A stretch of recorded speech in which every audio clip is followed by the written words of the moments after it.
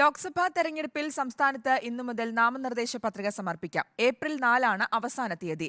Negotiable instruments act പ്രകാരം അവധി ദിനങ്ങളായ March 29, 31, April 1 തീയതികളിൽ പത്രിക സമർപ്പിക്കാനാകില്ല.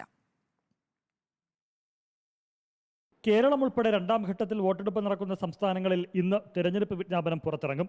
സംസ്ഥാനത്ത് ഇന്നു മുതൽ നാമനിർദ്ദേശ പത്രികയും സ്വീകരിച്ചു തുടങ്ങും. രാവിലെ 11 മുതൽ വൈകിട്ട് 3 വരെയാണ് പത്രികാ സമർപ്പണ സമയം. ഏപ്രിൽ 4 വരെയാണ് പത്രികകൾ സ്വീകരിക്കുക.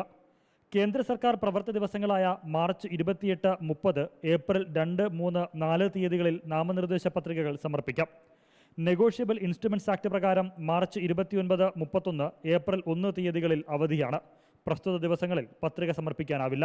ഏപ്രിൽ 5 സൂക്ഷ്മ പരിശോധന നടക്കും. നാമനിർദ്ദേശ പത്രിക പിൻവലിക്കാനുള്ള അവസാന തീയതി ഏപ്രിൽ 8. 20 ലോക്സഭാ മണ്ഡലങ്ങളിലും അതാത് റിട്ടേണിംഗ് ഓഫീസർമാർ മുൻപാകെയാണ് പത്രിക സമർപ്പിക്കേണ്ടത്. സ്ഥാനാർത്ഥികൾ ഉൾപ്പെടെ പരമാവധി 5 പേർക്ക് മാത്രമാണ് റിട്ടേണിംഗ് ഓഫീസറുടെ മുറിയിലേക്ക് പ്രവേശനാനുമതി നൽകുക. സംസ്ഥാനത്ത് നാമനിർദ്ദേശ പത്രിക സ്വീകരിക്കുന്നതിനും തുടർ നടപടികൾക്കും എല്ലാവിധ ഒരുക്കങ്ങളും പൂർത്തിയായതായി മുഖ്യ തെരഞ്ഞെടുപ്പ് ഓഫീസർ സഞ്ജയ് എം കൗൾ അറിയിച്ചു. റിപ്പോർട്ടർ, തിരുവനന്തപുരം.